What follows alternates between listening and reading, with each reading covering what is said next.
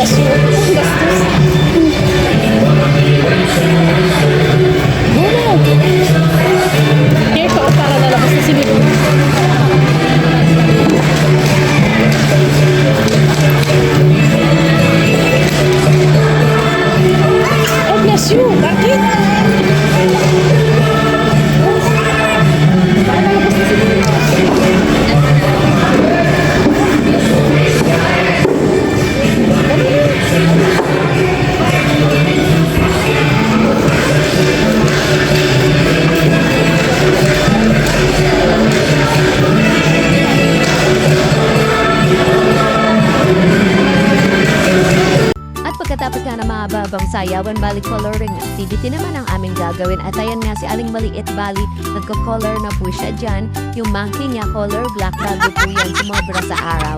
At shoutout nga pala kay Pandayan dahil may mga ganitong activity sila sa mga school po nila. At ayan nga si Aling Maliit, bali ginawa niya color green lahat ang kanyang turtle. So kayo na po yung bahala. Pagkatapos nga niyan, sabi ko ipacheck niya doon sa pinakaharapan. At ayan na nga, pinapila ko na siya, and then pagkatapos sabi ko, pa-picture ka, at nang may souvenir ka nga sa activity na ito na yung sinalihan. At ayan nga po siya. At maya-maya pa sabi ko, bumalik ka na sa iyong upuan. Pagkatapos daw ng kanilang activity, bali may pa-mascot po ang Pandayan. So ayan na nga, nagkagulo na nga nang lumabas na nga yung mascot nila. At ayun nga si Aling Maliit, nakapagpa-picture pa siya, o diba? So, the papanda,